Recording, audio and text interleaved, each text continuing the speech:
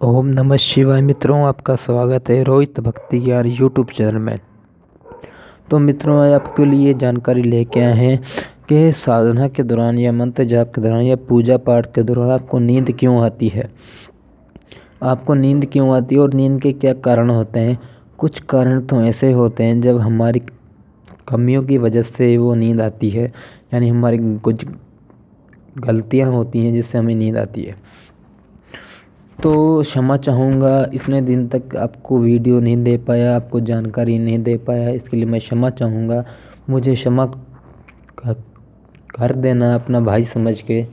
तो video start करते हैं मित्रों। देखिए, साधना के दौरान हमें नींद क्यों आती है। देखिए, नींद आने का कारण हमारी कुछ कमियां होती हैं। हम कुछ ऐसे कमियां करते हैं, ऐसी चूक करते हैं साधना के दौरान जो हमें नींद आती है। और कुछ नींद ऐसी होती हैं, वो नींद नहीं होती, आप उसको नींद समझते हैं, मगर वो ध्यान की अवस्था होती है। तो आपको बताता हूँ। देखिए, जब आप साधना करने के बैठते हैं, उससे पहले कई लोग सोचते हैं हम भोजन बहुत सारा कर ले। जैसे मान लीजिए कोई काम से आया, कोई दुकान पे काम करता है, तो वहाँ से आया तो वो क्या करता है, सबसे पहले नहाता धोता है, फिर उसके बाद साधना में साधना से बैठने से पहले वो क्या सोचता है कि मैं भोजन पहले ही कर लूँ, क्योंकि हमें टाइम मिल जाएगा। फिर साधना करने के बाद में, मंत्र जाप करने के बाद सो जाऊँगा मैं, फिर रोटी खाने की आवश्यकता नहीं पड़ेगी मुझे। तो व्यक्ति क्या करते हैं, वो बहुत सारा खाना खा लेते हैं पहले ही। जब बहुत सारा भोजन कर लेते हैं वो पहले, तो साधना में बैठते हैं तो उनको दिक्कत होती है। साधना में उनको नींद आती है, तो मंत्र जाप भी पूरा नहीं हो पाता उस समय। तो कुछ परेशानियां हमारी वजह से होती हैं। खाना ज़्यादा खाते हैं तो हमें आलस्य आती है, नींद आती है, और हमें थकावट की महसूस होती है। हम थके हुए हैं और हमको आराम करना है, क्योंकि भोजन का काम ही यही है, आलस्य देना और नींद देना। तो सबसे पहले आपको यह करना है, आपको साधना करने पे बैठना है तो उससे पहले आपको भोजन कम से कम करना है, यानी आपकी जो भूख है, भूख से कम ही भोजन करना है, अधिक नहीं करना, या भूख के बराबर नहीं करना भोजन आपको। आपको 4 रोटी की भूख है तो 1 रोटी खा लीजिए उस टाइम, या 2 रोटी खा लीजिए, उसके बाद खाइए वो रोटी। क्योंकि आपको आलस्य आएगी, दिक्कत आएगी साधना में, तो आप परेशानी हो सकती है। तो आपको साधना के दौरान भोजन इतना नहीं करना जो आपको परेशानी हो। जो जो लोग क्या करते हैं, कोई लोग बीमार होते हैं या कोई ऐसी रोग में होते हैं उसमें, जैसे कोई लोग बीमारी होती है जिनको, जैसे मान लीजिए किसी को बुखार है, किसी को खांसी है, किसी को जुकाम है, किसी को परेशानी है, दिमाग की दिक्कत है, यानी घर में पैसों की दिक्कत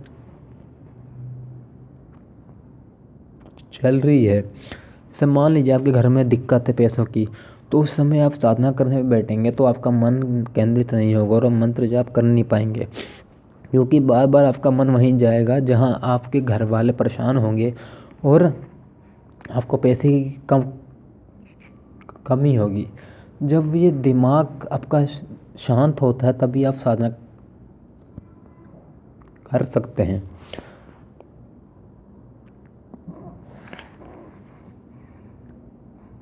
डिप्रेशन में आपको साधना करनी नहीं चाहिए। डिप्रेशन में आपको साधना नहीं करनी चाहिए। जब आपको दिक्कत हो रही है कोई पैसों की, कोई बीमारी की, तो आपको उस समय साधना नहीं करनी चाहिए। आप बीमार हैं, आपका सेहत ठीक नहीं है, फिर भी आप साधना कर रहे हैं तो आपको दिक्कत होगी, और आपको ऐसे ऐसे दिक्कतें होंगी आप सोच भी नहीं सकते। तो इसलिए आप सबसे पहले अपनी परेशानी दूर कीजिए, उसके बाद आप साधना कीजिए, यानी अपनी समस्या को सिमटा के, अपनी समस्या को दूर करके ही आप साधना करनी है, आपको ऐसे नहीं करनी साधना। तो साधना के दौरान आपको कोई भी मानसिक दिक्कत नहीं होनी चाहिए, मानसिक परेशानी ऐसी नहीं होनी चाहिए आपके अंदर, और पैसों की कमी या कोई भी ऐसी दिक्कत या लड़ाई झगड़े से आप आए हों अभी, तो आप साधना नहीं करनी चाहिए आपको उस समय आप अपने घर की तरफ देखें और अपनी समस्या को दूर कीजिए, उसके बाद ही साधना कीजिए आप।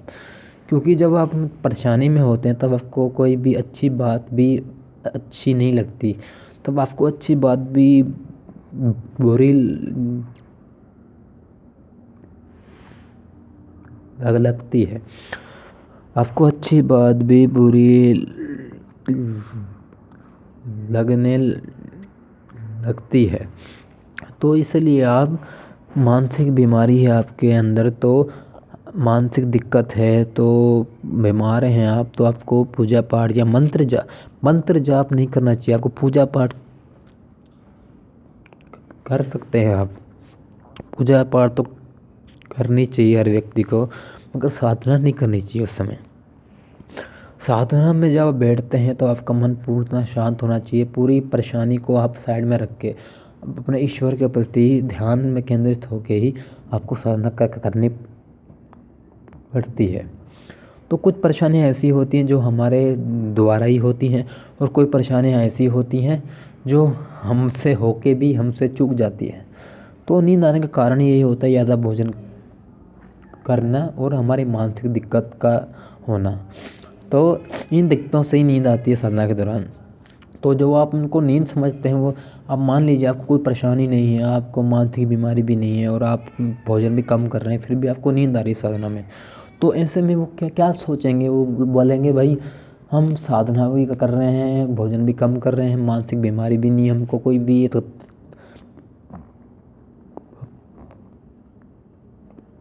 परेशानी भी नहीं है, फिर भी हमें नींद आ रही है, क्यों? देखिए, जो आप नींद समझ रहे हैं वो नींद पहली बात तो है ही नहीं, वो एक ध्यान की अवस्था होती है। जब आप सब चीज़ पूर्ण है, मान लीजिए आपने भोजन भी कम किया, आपके अंदर मानसिक दिक्कत भी नहीं है, आपके घर में कोई दिक्कत परेशानी भी नहीं है, फिर भी आपको साधना में नींद आ रही है, तो वो नींद नहीं है भाई, वो एक ध्यान की अवस्था होती है, एक ध्यान की अवस्था ही होती है वो। जब आप जैसे मैं अपनी बात बताता हूँ, मैं एक जगह बैठा था भाई अपनी दुकान में, मान लीजिए मैं एक दुकान पे काम करता हूँ, कपड़े वाली पे काम करता हूँ, एक कपड़े की दुकान है, तो वहाँ मैं काम करता हूँ। तो मैं क्या कर रहा, खाली बैठा था, खाली बैठा बैठा मैं महादेव के मंत्र जप कर रहा था, मानसिक जप कर रहा था। जब हम मानसिक जप कर रहा था ना, आंखें खोल के कर रहा था, क्योंकि शॉप पे बैठे हैं तो आंखें खोल के ही काम करना पड़ता है, आंखें खोल के बैठा था। जैसे मुझे 5 मिनट बीते तो मेरी आंखें ऑटोमेटिक बंद होने लगी, क्योंकि मेरा ध्यान एक जगह केंद्रित हो गया था। जब केंद्रित हो गया था, तब मेरी बार बार आंखें बंद करने का मन कर रहा था। जब आंखें बंद भी नहीं कर रहा था मैं, फिर मुझे महसूस हुआ मुझे नींद आ रही है। तो उस समय नींद नहीं आती, क्योंकि आपका मन शांत जब होता है ना, तब आपको ऐसा ही महसूस होता है मुझे नींद आ रही है, मगर वो नींद नहीं होती, वो आपका ध्यान होता है। जब क्योंकि आपका जब मन शांत होता है ना, तब ही आपको ऐसा आभास होता है मुझे नींद आ रही है। क्योंकि मन का शांत होना, जब मन शांत होता है तब आपको एक सुकून, एक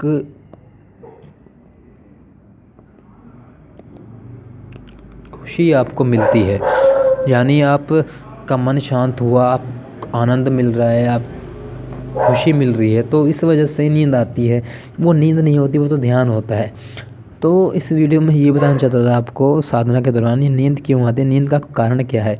कुछ कारण ऐसे होते हैं जो हमारी वजह से होते हैं, कुछ कारण अपनी गलतियों की वजह से होते हैं, और कुछ कारण आभास से होते हैं, पहले से होते हैं। तो आज के लिए इतना ही मित्रों, अगली वीडियो में मिलेंगे। हर हर महादेव, हर हर महादेव, ओम नमः शिवाय।